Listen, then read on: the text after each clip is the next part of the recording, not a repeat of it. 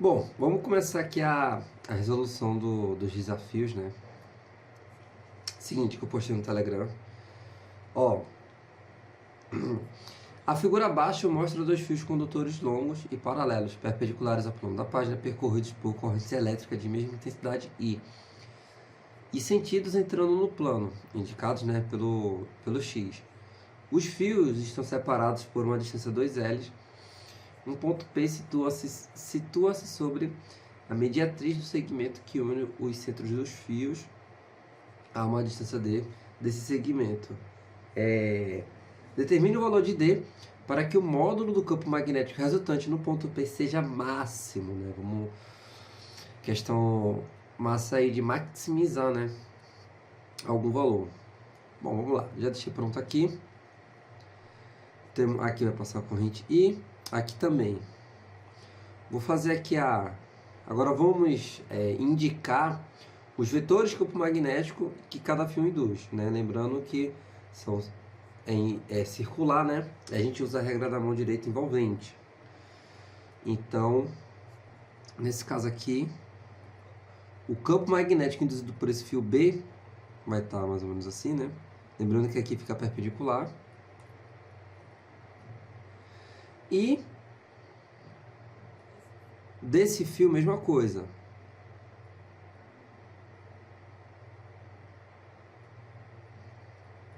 Tá? Bom, perceba que é a mesma intensidade I, são as mesmas distâncias, então o mesmo módulo, né? São vetores de mesma intensidade, mas vai ter direção diferente. Seguinte, eu vou somar esses dois vetores através da decomposição. Vou decompor e somar suas componentes. Tá? Para isso eu preciso saber algum ângulo aqui, tá? Preciso saber algum ângulo. Vou chamar aqui de θ. Esse aqui é θ, aqui também vai ser θ, né? Já que é um triângulo isósceles. Aí é o seguinte. Perceba que se aqui é θ, aqui também vai ser θ, assim como aqui também é θ. Tá? Vamos lá. Bom, isso aqui é perpendicular, é 90 graus, tá certo? É 90 graus. Então, esse ângulo é complementar de θ. Então, tipo assim, se aqui for θ, aqui é alfa, de tal forma que θ mais alfa é 90, tá? Como aqui também é 90, então se aqui é alfa, aqui é θ, tá certo? Então aqui vai ser θ, e pelo mesmo motivo, aqui também vai ser θ, tá certo? Pronto. Agora vamos somar. É fato que, pela simetria aqui, essas duas componentes se anulam, né? Então a resultante vai estar na direção horizontal, que vai ser duas vezes a componente horizontal, né, de B e B. Ó, então o campo magnético resultante ali é duas vezes BX, que é duas vezes B seno θ. Quem é B? B, eu vou precisar dessa distância, né? Então já vou adiantar aqui. Vou fazer aqui cosseno θ. Eu poderia usar seno θ, mas eu estaria envolvendo o D. E justamente assim como o ângulo ele vai variar, o D vai variar, né?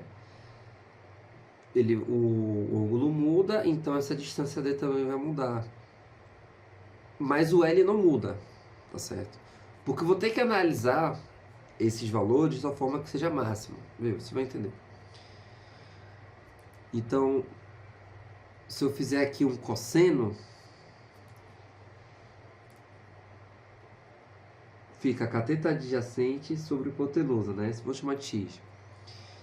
Então, x é L sobre cosseno θ. Vamos voltar aqui. A intensidade do campo magnético devido a um fio, né? Permeabilidade, corrente sobre 2π vezes x. Quem é x? L sobre o cosseno.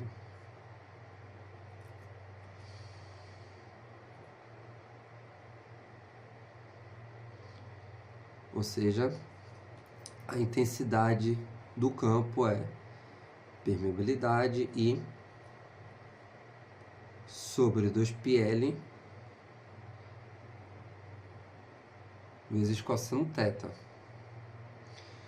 Pronto, substituindo ali na primeira expressão, eu tenho o campo magnético resultante 2B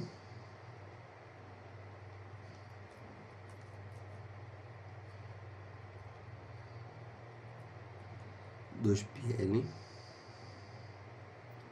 cosseno θ seno θ. Se eu tivesse usado aqui para relacionar a distância x usado seno, eu teria um d na expressão aqui. O que ia mudar de acordo com o ângulo. O ideal é eu só ter uma variável, alguma coisa que varia, para eu conseguir analisar máximos e mínimos. Geralmente, tá? Em problemas assim do ensino médio, máximos e mínimos já vem na cabeça ou uma função trigonométrica que tem máximo e mínimo, né? Um seno, por exemplo, tem o máximo e tem o mínimo, ou uma função do segundo grau, né? Que tem o máximo se a concavidade for para baixo e tem o mínimo se a concavidade for para cima. Então, né? Se na sua prova aparecer isso, já pense logo em colocar de jeito de uma função trigonométrica ou do segundo grau. Nesse caso é uma função trigonométrica, tá? Então a única variável que eu posso ter é na função trigonométrica, ou seja, ângulo.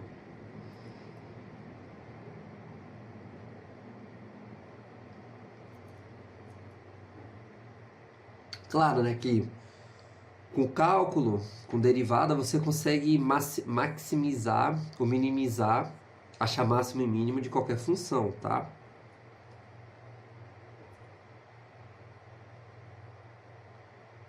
Bom, mas aqui é um problema que poderia cair numa prova de ensino médio, de nível médio, tá? Então, nesse caso, as ferramentas que a gente tem é uma função do segundo grau ou trigonométrica, seno, seno ou cosseno. Tá, veja aqui, 2 cosseno vezes seno é seno de 2θ. Então veja que isso aqui tudo é constante, tá? Permeabilidade, corrente, 2π, L, tudo isso é constante. A única coisa que vai mudar é o ângulo, né? Se eu mudar a posição de P, muda D e muda o ângulo. Mas como D eu não coloquei na expressão, melhor ainda, porque aí só vai variar o ângulo, tá? Bom, vamos lá, vamos maximizar. Seno de x, ele é máximo, o maior valor numérico que uma função seno pode ter é 1, né? Para o valor máximo. Daí, temos que 2θ, então, tem que ser o quê? 90 graus. Porque seno de 90 é 1, então θ é 45. Portanto, θ é 45, e como consequência disso, se θ é 45, significa que são triângulo retângulo isósceles, né? Ou seja, L é igual a D.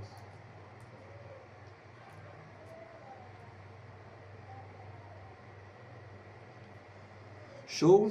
Então, quando o ângulo for 45, ou seja, SD for igual a L, a indução magnética aqui vai ser máximo. E perceba que o seno também poderia ser zero, né? E se ele fosse zero,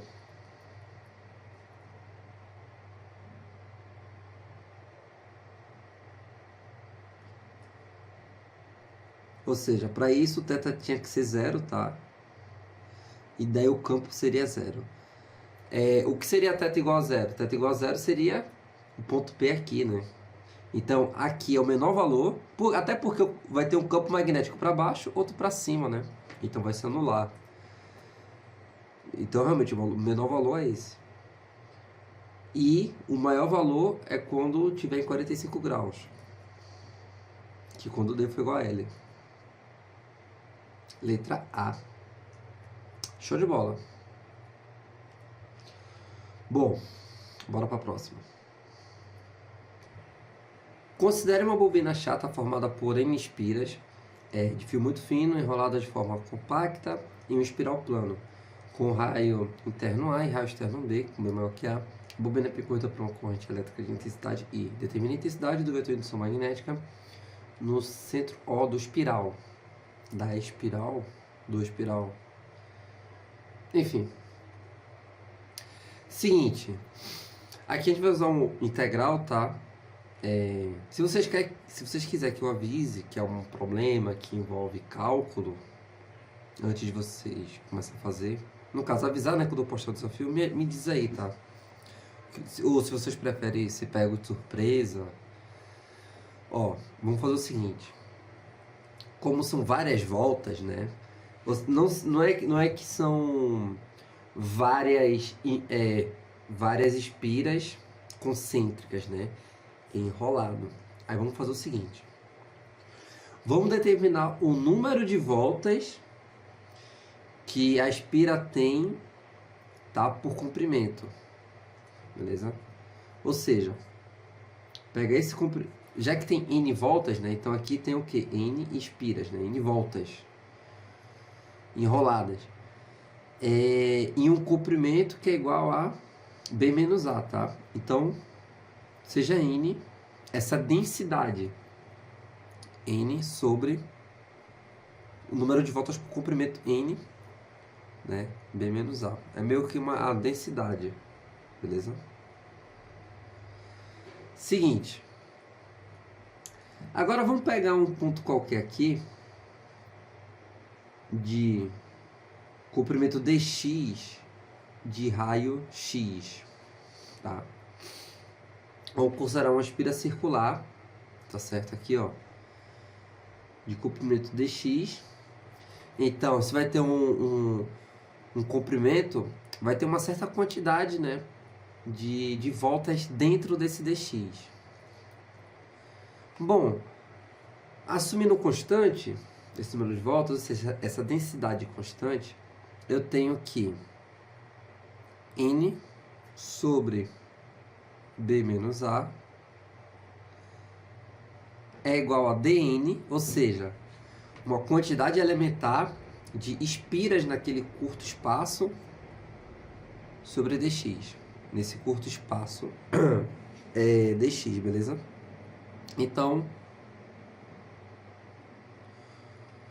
dN, ou seja, essa quantidade elementar de espiras vai ser N sobre B menos A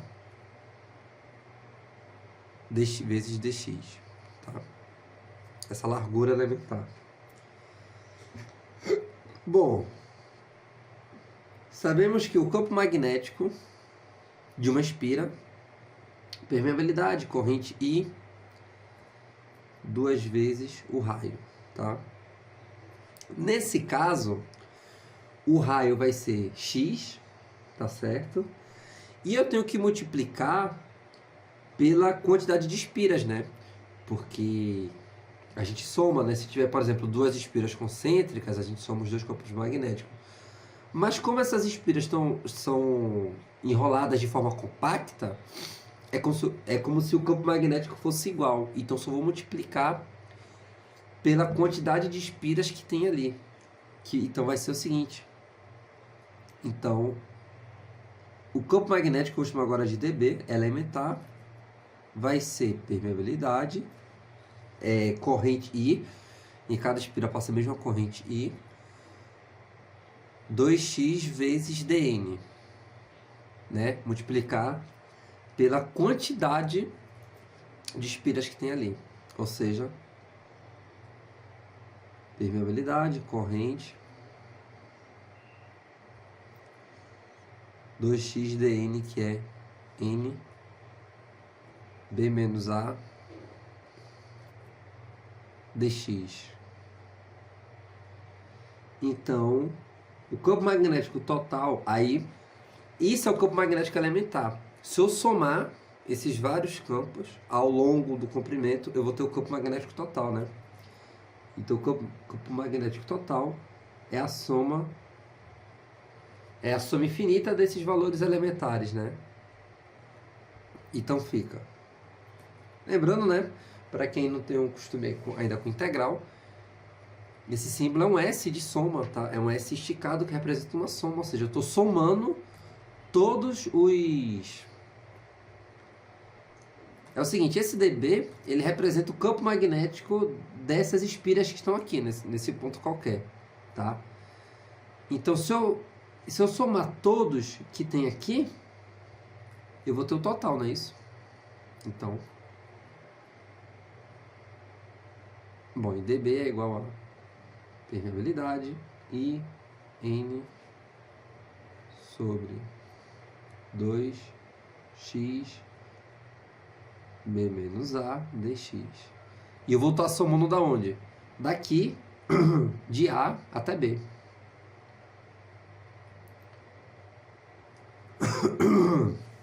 Assim como qualquer soma, o que é constante pode ir para fora. A única variável que eu tenho, quando eu vou de A para B, o que muda é o raio, que é o x, né? Ou seja, x e dx. O restante, independente de onde eu estou, ele é constante. Ou seja, o que é constante aqui? Permeabilidade e o número de voltas sobre 2B menos A.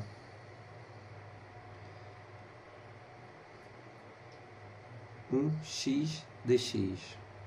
Qual é a primitiva de 1 sobre x? É ln.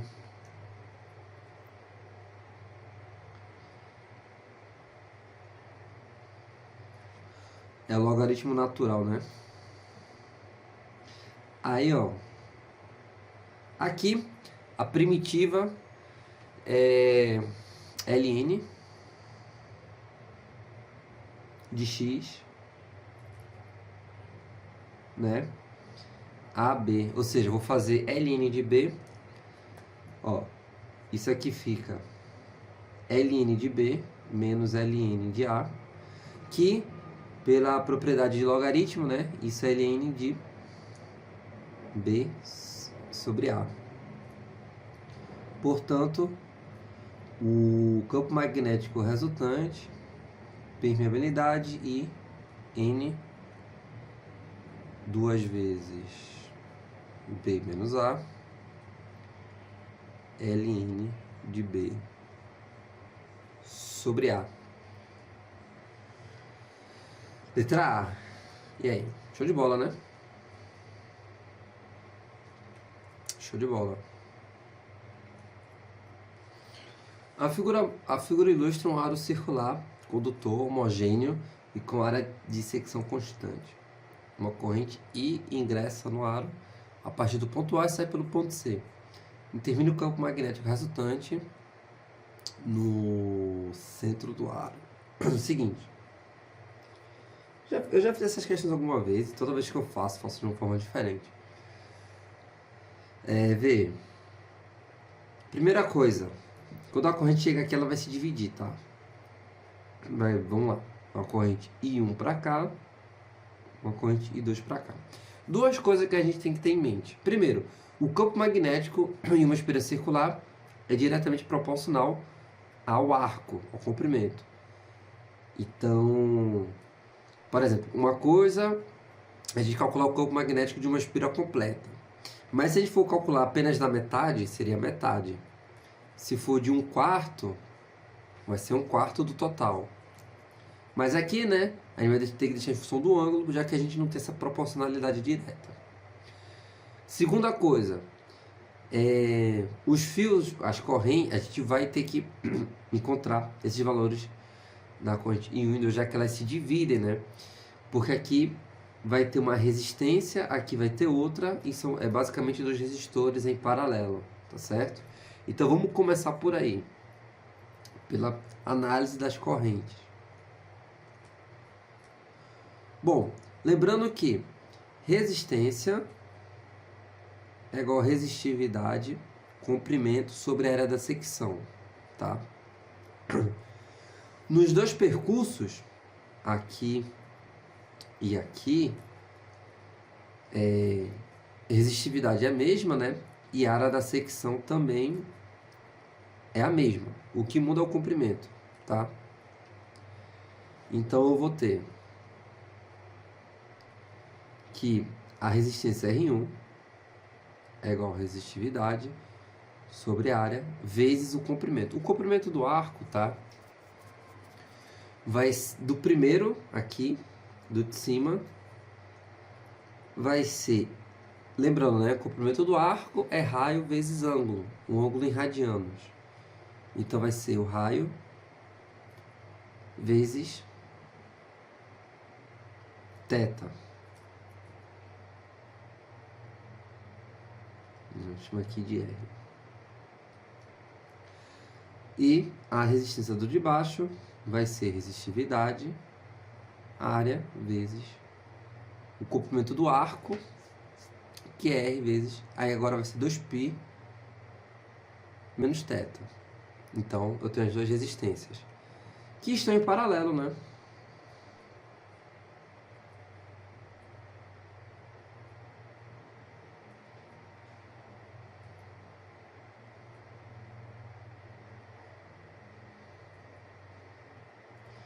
Aqui eu vou ter R1, R2, a corrente I1, corrente I2, beleza? Como estão em paralelo, R1, I1, R2, I2.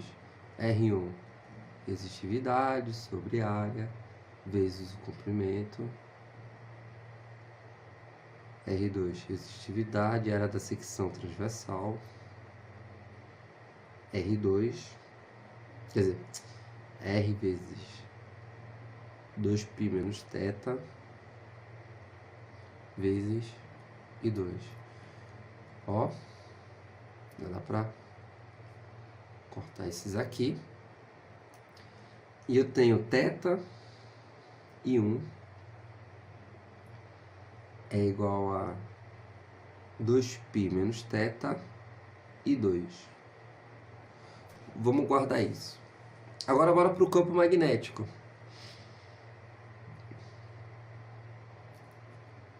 Como eu falei, o campo magnético ele também é proporcional ao comprimento, beleza? Que nesse caso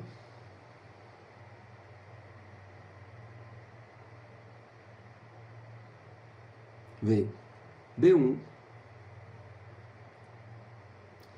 vai ser permeabilidade, tipo assim, como é diretamente proporcional, você também pode fazer uma regra de 3 simples, tá? Tipo assim, o campo magnético, o B1 é o campo magnético induzido apenas por esse arco onde passa I1, tá? Então, B1 está para o comprimento do arco, que seria θ vezes R. Assim como o campo magnético total, total seria o campo magnético total pela corrente I1 em uma volta completa. Que nesse caso uma volta completa é 2πr, né? Aí fazendo meu pelos extremos, tá? Então B1 2πr. Quem diria que ia fazer uma regra de 3 aqui? É θr. Então, ó, corta o raio. Então, campo magnético 1 vai ser permeabilidade, corrente I1, seria o campo magnético total pela corrente I1, 2 vezes R, né? Vezes θ sobre 2π. E B2 é o mesmo procedimento, tá? Sendo que agora a corrente é I2 e o ângulo é 2π menos θ.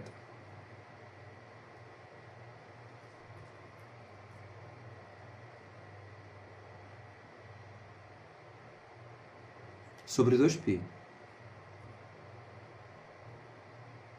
Beleza?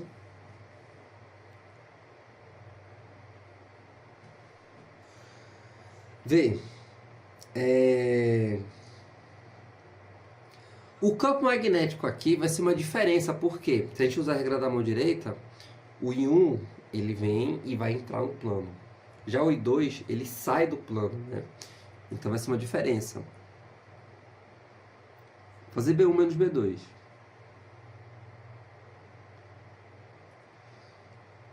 Então B1, permeabilidade, I1, θ, sobre 4π, né? 4π R, menos permeabilidade, I2, 2π menos θ sobre 4πr. Coloque em evidência permeabilidade, só o permeabilidade fica em evidência sobre 4πr. Aí vezes I1 θ menos I2 2π menos θ. Opa!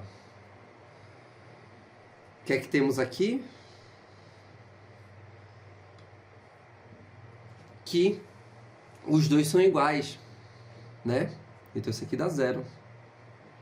Portanto, o campo magnético ali no centro é nulo, tá certo?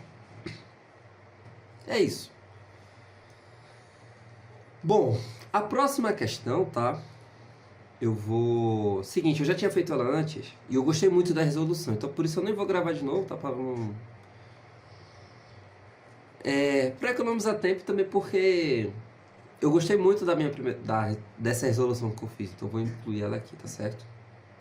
Então é isso aí. Então, essa aqui foi a resolução do terceiro desafio. Então bora pro quarto e último da primeira semana.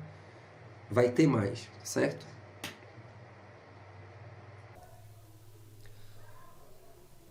Então a gente tem plano inclinado, a bolinha vai cair de uma altura D e vai rebater. Beleza.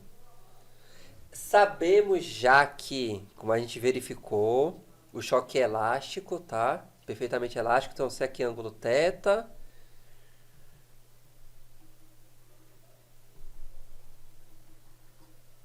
então aqui vai ser θ, aqui θ e aqui θ, certo?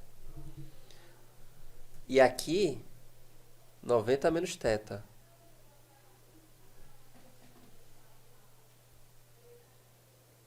Menos θ. E ele vai sair com essa velocidade para cá.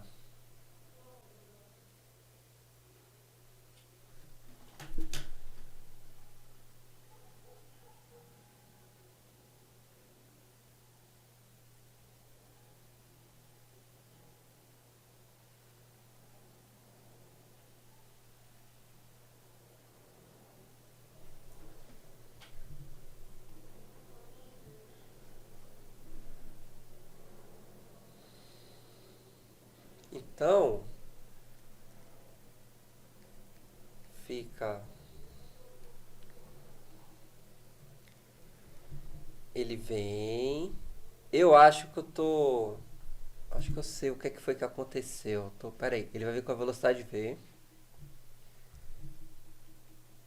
Vai colidir, vai voltar.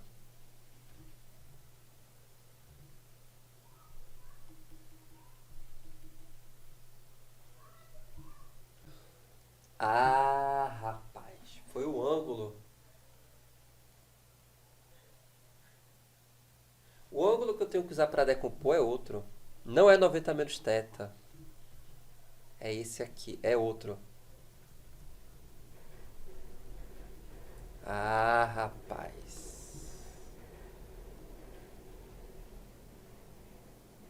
Eu teria que usar apenas θ. Não 90 menos θ. Porque eu decomponho nessa direção aqui, ó. Na direção da linha de impacto. Aqui e aqui. Não é 90 menos θ. Mas enfim, ajeitando isso a gente acha o resultado. O ângulo é θ, pô. Não, peraí. Não, tá certo. Se aqui é θ, aqui vai ser 90 menos θ. É, peraí. É, tá certo. É 90 menos θ. É verdade. É, né? Sim, sim. É verdade, é verdade. É. Eu pensei que. Eu pensei que esse tinha sido equívoco. Mas não, tá certo. Velocidade V.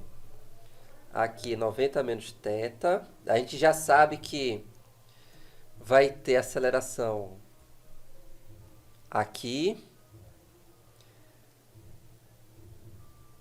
Vou decompor, né? Vai ficar. Vou chamar de GY. Que é G cosseno θ. GX. Pronto. É aquela mesma ideia, né? Se ele sempre vai a cada colisão, ele rebate com a mesma velocidade, então o tempo de subida sempre é o mesmo. Então, ele sempre vai após o impacto, tá subindo com a velocidade VY. Isso torna os tempos iguais entre cada impacto.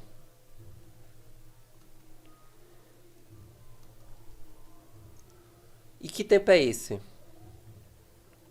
O intervalo de tempo de subida e descida é 2 vezes VY sobre... Oi.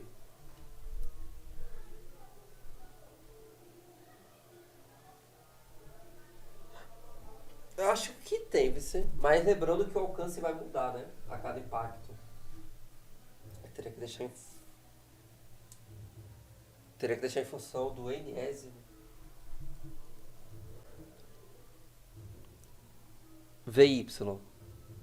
Que é VY, V seno.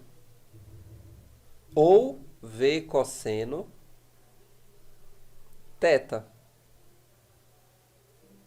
Né? Porque eu posso usar aqui, ó, o ângulo com a vertical, ao invés de usar o ângulo com a horizontal.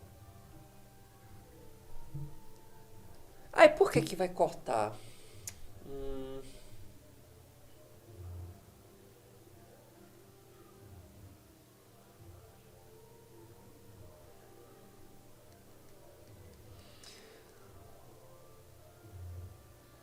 Se eu errei alguma coisa, pode ter sido questão do ângulo. Eu ainda tô cabreiro com esses ângulos, mas... Tá, enfim. Oi. G.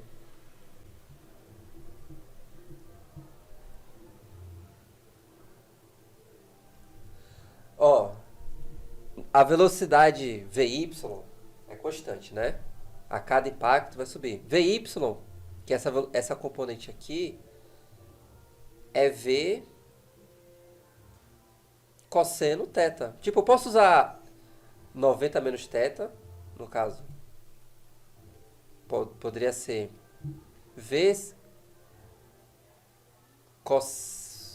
V seno 90 menos θ ou V cosseno θ, tá ligado? Então aqui fica G. GY, que vai ser G cosseno θ. Aí, tipo, em todos os casos, o cosseno vai sumir.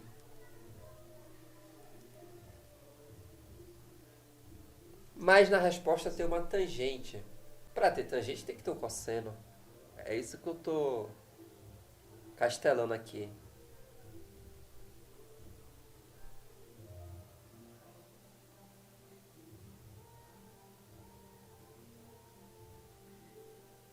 Não, vai, vou continuar. Então, o tempo entre... Basicamente, esse é o tempo entre dois impactos consecutivos, né? Porque é o tempo, ó, que ele vai de um para outro. Então, esse tempo é 2V sobre G. Beleza?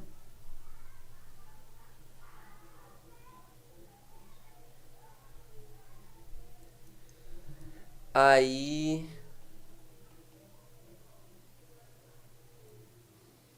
Pois é, eu também. Até agora, enquanto eu não perceber, vou deixar assim, mas por enquanto para mim tá certo. Bom, então a distância do primeiro impacto até um N qualquer, bom, o tempo que passa vai ser o quê? N menos 1 vezes o tempo, né? Então, o alcance, no caso a distância, vai ser Vx, intervalo de tempo, mais Gx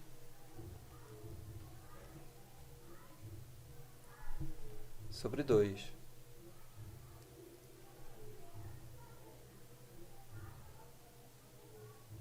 Coloca a evidência.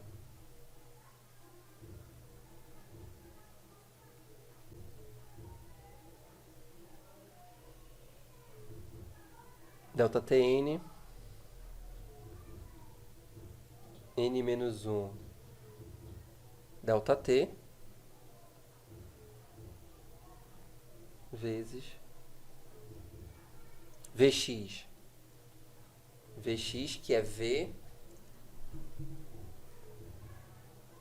cosseno, ou V seno θ mesmo, né?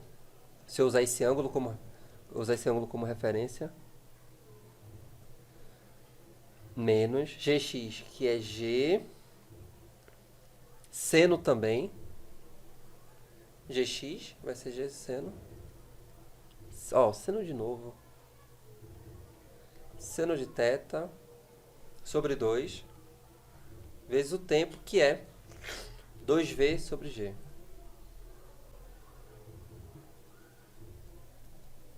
Corta, corta.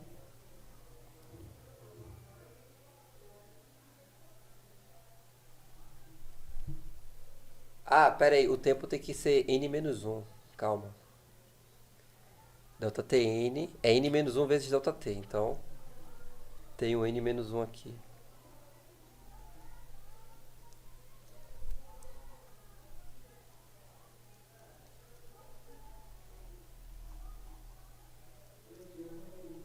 N menos 1 vezes 2V sobre G, vezes... Coloco o V em evidência, aí fica seno θ menos... Corta aqui, 2 e 2. Seno θ n menos 1.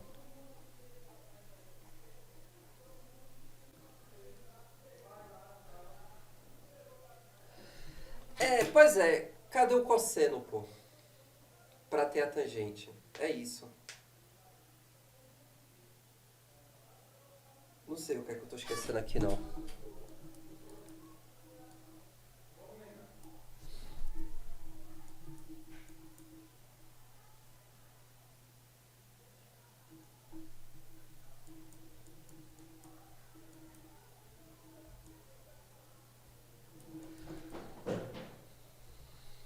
Pera aí.